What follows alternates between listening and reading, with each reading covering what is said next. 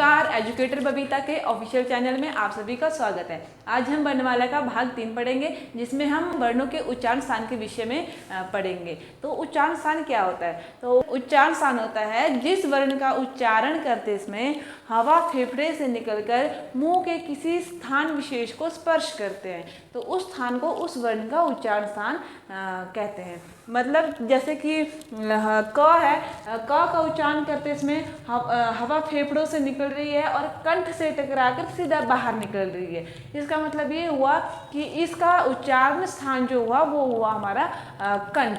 क का उच्चारण स्थान क्या हुआ? कंठ। इस तरह हम अन्य सभी वर्णों के बारे में पढ़ेंगे कि इसका उच्चारण स्थान क्या होता है। सबसे पहले हम स्ट्रक्चर के बारे में पढ़ेंगे कि कौन से स्थान को क्या बोलते हैं। तो सबसे पहले जो कंठ तो सभी को पता होगा, तो ये हुआ हमारा कंठ। और नेक्स्ट आता है हमारा तालु, मतलब मुंह के ऊपर वाला जो छठनुमा जो हिस्सा होता है उसको बोलते हैं हम तालु, जैसे कि आप डायग्राम में समझ पा रहे होंगे। नेक्स्ट है हमारा मुर्दा। मुर्दा होता है दांत से पीछे जो उभरा हुआ जो हिस्सा होता है, इस तरह की जो आकृति होती है उसको बोलते हैं हम मुर्दा। और जो दंत तो सभी को दांत को बोलेंगे, जिसका उच्चारण करते इसमें हवा दांत के पास जाके टकराए उसको दंत, उसका उच्चारण स्थान दंत होगा। नेक्स्ट आता है हमारा ओष्ठ। ओष्ठ भी, ओष्ठ मतलब होंठ। और नेक्स्ट आता है वत्सरिया। वत्सरिया मतलब दंत मूल, मतलब दांत के मूल के पास। जब जिस वर्ण का उच्चारण करते हैं इसमें हवा दांत के मूल के पास जाकर टकराती है उसको बोलते हैं हम दंत मूल। तो अब हम एक एक वर्णों के बारे में पढ़ेंगे कि इसका उच्चारण स्थान क्या क्या होता है। अब हम करेंगे वर्णों के उच्चारण के बारे में। तो वर्णों का उच्चारण पढ़ने से पहले सबसे पहले एक बात याद रखना कि जब मैं उच्चारण किसी वर्ण का उच्चारण स्थान पढ़ा रही हूँ तो आप लोग भी उसका उच्चारण जोर जोर से करना है, ताकि आपको पता लगे कि जिस वर्ण का उच्चारण करते समय हवा फेफड़े से आकर मुंह के किस भाग को स्पर्श कर रही है। ठीक है, तो सबसे पहले करेंगे हम अ का उच्चारण। जैसे अ का उच्चारण कर रहे हैं तो अ का उच्चारण कर रहे हैं तो हवा फेफड़े से आ रही है और कंठ के पास टकरा रही है और सीधा बाहर निकल रही है। तो इसका मतलब ये हुआ कि इसका जो उच्चारण स्थान है वो होगा हमारा कंठ। उसी तरह आ का, जब आ का उच्चारण करेंगे तो हवा फेफड़े से आ रही है और आ कंठ के पास जाकर टकरा रही है और फिर इसका जो उच्चारण स्थान हुआ वो हुआ हमारा कंठ। तो इस तरह मतलब अ और आ का जो उच्चारण है वो हुआ हमारा कंठ।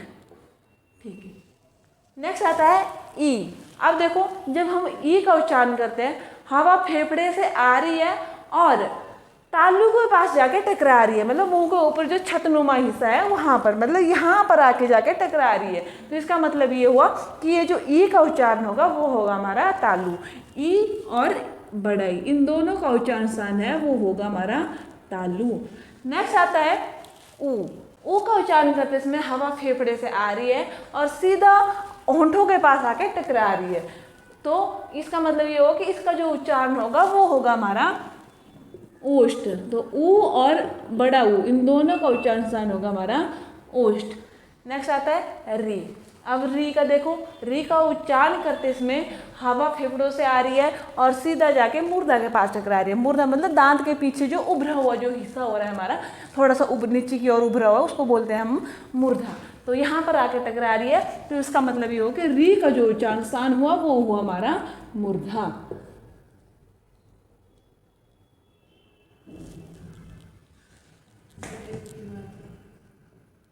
ठीक है, नेक्स्ट करेंगे हम ए और ए का उच्चारण।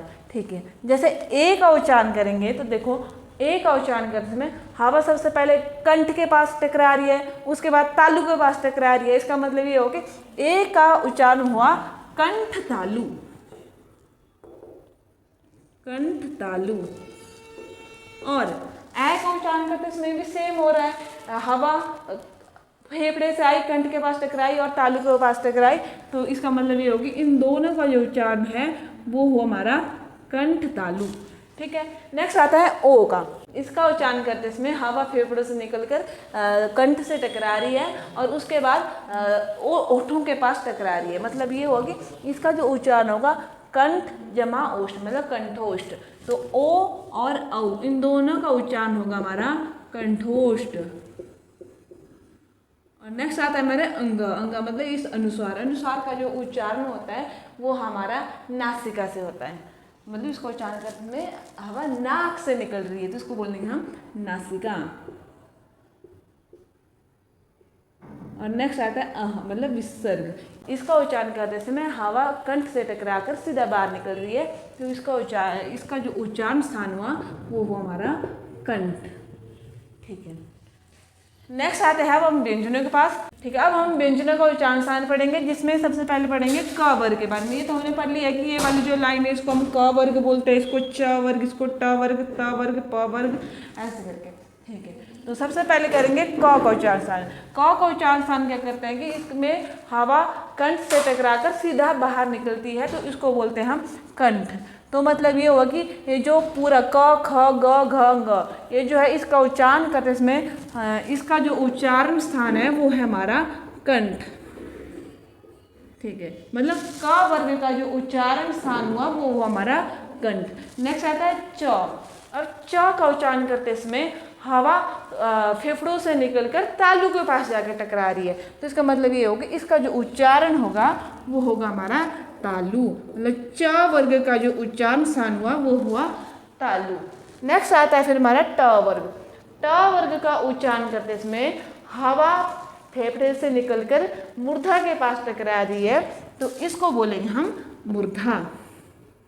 मतलब ट वर्ग का जो उच्चारण स्थान है वो हुआ हमारा मूर्धा। नेक्स्ट आता है त वर्ग। त थ द ध न इसका उच्चारण करते इसमें हवा दांतों के पास टकरा के सीधा बाहर निकल रही है तो इसको बोलेंगे हम दंत। और फिर आता है प वर्ग। प वर्ग का उच्चारण करते इसमें फेफड़ों से हवा आई और सीधा होंठों के पास जाकर टकरा रही है तो इसलिए इसको बोलेंगे हम ओष्ठ। प का उच्चारण स्थान होगा ओष्ठ। फिर आते हैं हमारे अंतस्थ व्यंजन य र ल व। सबसे पहले आता है य। य का उच्चारण करो और कमेंट में लिखो कि इसका उच्चारण स्थान क्या होगा। ठीक है, फिर नेक्स्ट करेंगे र। र का उच्चारण करते इसमें हवा फेफड़े से निकल रही है और दांत के पीछे मतलब दांत के मूल के पास जाके टकरा रही है, यहाँ पे जाके मतलब ये हमारे दांत है और यहाँ जैसे टकरा रही है तो इसका मतलब ये है कि इसका जो उच्चारण होगा वो होगा दंत मूल या इसको वत्सरिया भी बोल देते हैं हम। ठीक है, वत्सरिया या दंत मूल। तो ये हुआ हमारा र का उच्चारण स्थान। तो र का उच्चारण स्थान क्या हुआ हमारा वत्सरिय या दंतमूल।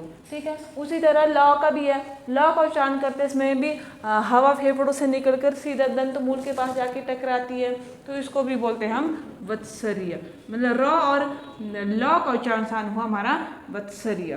ठीक है, नेक्स्ट आता है व। व का उच्चारण करो। व का उच्चारण करेंगे फेफड़े से हवा निकल रही है और दांत के पास टकरा के होंठों में भी टकरा रही है तो इसको बोलेंगे हम दंतोष्ठ। तो व का उच्चारण स्थान क्या होगा दंतोष्ठ। ठीक है, नेक्स्ट आते हैं हमारे अब ऊष्म व्यंजन। ऊष्म व्यंजनों का उच्चारण स्थान क्या होगा तो ऊष्म व्यंजन जो श है इसका उच्चारण स्थान होगा हमारा इस श का उच्चारण स्थान होता है तालु। मतलब इसका उच्चारण करते इसमें हवा फेफड़ों से निकलकर तालु के पास टकरा रही है। नेक्स्ट आता है श षटकोण। इस श का जो उच्चारण होता है वो होता है हमारा मूर्धा। इसका उच्चारण करते इसमें हवा फेफड़ों से निकलकर मूर्धा के पास टकराती है और सीधा बाहर निकलती है, इसको बोलेंगे हम मूर्धा। नेक्स्ट आता है स। स का उच्चारण करते इसमें हवा फेफड़ों से निकलकर दंत मूल के पास जाके टकरा रही है तो इसका मतलब इसका जो उच्चारण हुआ वो भी हुआ हमारा वत्सरिया या इसको दंत मूल भी बोलते हैं। ठीक है, और लास्ट बचता है हमारा ह। ह का उच्चारण करते इसमें हवा कंठ से टकराई और सीधा बाहर निकली तो इसका मतलब है ये जो ह है इसका उच्चारण हम करेंगे कंठ से तो इसका उच्चारण स्थान हुआ कंठ।